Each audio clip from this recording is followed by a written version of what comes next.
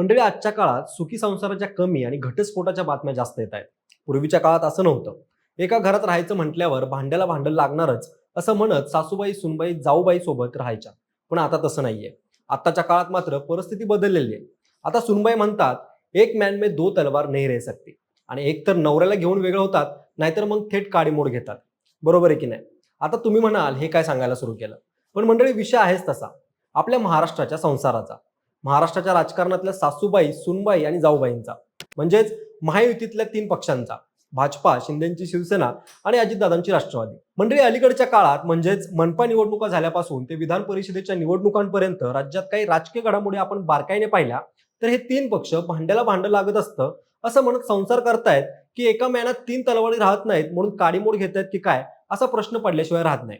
वरवर महायुतीमध्ये सगळं काही सुरळीत सुरू आहे असं दिसत असलं तरी पडद्यामागे काहीतरी मोठं राजकारण शिजतंय का असं नेहमी वाटत राहतं.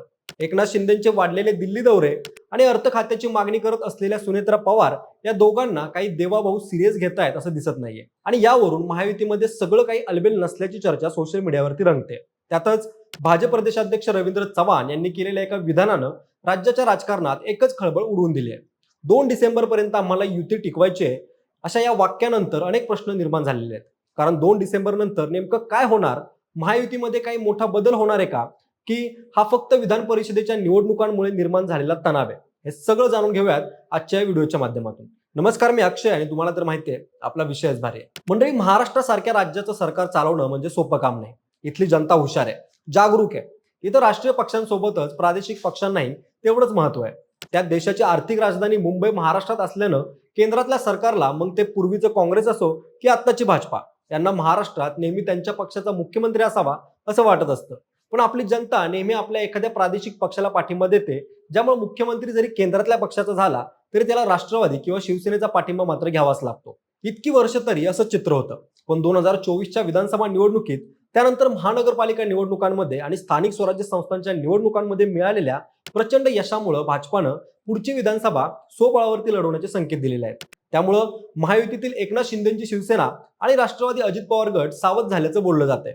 2024 पासून गुण्या गोविंदाने संसार करत असलेल्या या तीन पक्षांमध्ये अलीकडच्या काळात काही धुसफूस सुरू असल्याचं चित्र आहे.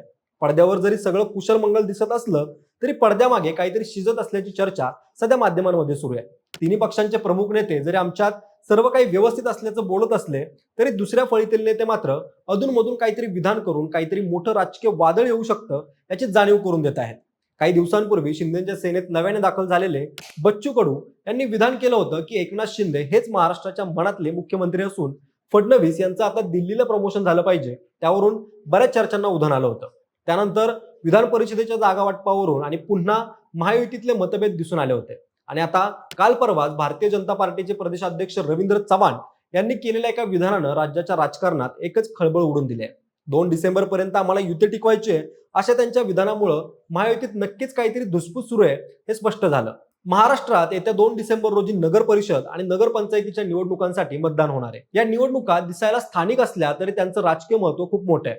कारण या निवडणुकांमधून पक्षांची तळागाळातील ताकद दिसून येते आणि आगामी मोठ्या निवडणुकांसाठी वातावरण तयार होतं. आज घडीला अनेक ठिकाणी भाजप, शिवसेना आणि राष्ट्रवादी काँग्रेसच्या स्थानिक नेत्यांमध्ये संघर्ष वाढलेला आहे. राज्यस्तरावर महायुती असली तरी गाव, तालुका आणि जिल्हा पातळीवर कार्यकर्त्यांचे हितसंबंध वेगळे आहेत.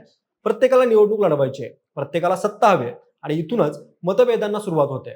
आरोप प्रत्यारोप, स्थानिक पातळीवरील नाराजी आणि कार्यकर्त्यांचा संघर्ष यामुळे महायुतीमध्ये अंतर्गत तणाव असल्याची चर्चा सुरू झाली. मात्र आता मोठा प्रश्न असा आहे की हा फक्त निवडणुकीपुरता तात्पुरता तणाव आहे की त्यामागे काही मोठं राजकीय समीकरण तयार होत आहे.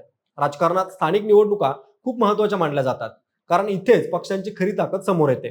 कार्यकर्त्यांमध्ये नाराजी असेल, तिकीट वाटपावर वाद असतील किंवा पक्षातील समन्वय कमी असेल तर त्याचा थेट परिणाम मोठ्या निवडणुकांवरती होऊ शकतो. महायुतीसाठी सध्या सर्वात मोठं आव्हान हे विरोधक नाहीयेत तर स्वतःच्या कार्यकर्त्यांमधील समन्वय. कारण राज्यात सत्ता एकत्र चालवणं आणि प्रत्येक गावात एकत्र निवडणूक लढवणं या दोन वेगळ्या गोष्टी आहेत. आता 2 डिसेंबर ही तारीख केवळ मतदानाची राहिलेली नाहीये, ती महायुतीच्या एकजुटीची परीक्षाच बनली आहे. या निवडणुकांनंतर महायुती अधिक मजबूत होणार की अंतर्गत संघर्ष आणखी वाढणार हे पाहणं महत्त्वाचं ठरणार आहे. काल परवा शिंदेगडाच्या माळशिरसच्या पंचायत समिती सभापतींनी अतिशय वादग्रस्त वक्तव्य केलं. ते म्हणाले की स्वर्गीय अजितदादांसोबत जे झालं ते शिंदे साहेबांसोबतही होऊ शकतं, त्यामुळं त्यांनी थोडंसं सावध राहिलं पाहिजे. यावरूनच महायुतीतील वाद कोणत्या पातळीवरती गेलेले आहेत हे लक्षात येतं. तिकडे मुंबईत एकनाथ शिंदेचं नाव 2 वेळा शासकीय कार्यक्रमांच्या निमंत्रण पत्रिकेतून वगळल्यानं भाजपाला आता शिंदेची गरज वाटेनाशी झाली आहे काय असा प्रश्न निर्माण होतोय. तर भाजपा शिवसेना तर ठीक होतं, पण अजितदादांच्या राष्ट्रवादीत आणि भारतीय जनता पार्टीत सुद्धा अर्थमंत्री पदावरून थोडीशी रस्सीखेच सुरू असल्याचं कळतंय. महायुतीत असं चित्र असताना ऑपरेशन टायगरच्या नावाखाली एकनाथ शिंदे हे उद्धव ठाकरेंचे उरले सुरले आमदार खासदार पळवणार असल्याची चर्चा आहे. भाजपाला संख्याबळाने शह द्यायचा आणि पुढच्या विधानसभेची तयारी म्हणून शिंदे असं करूही शकतात. पण या सगळ्या छोट्या छोट्या घटना आणि नेत्यांची येत असलेली वक्तव्य पाहून राज्याच्या राजकारणात कधीही काहीही घडू शकतं आणि त्याचा अंदाज बांधणं खूप कठीण आहे.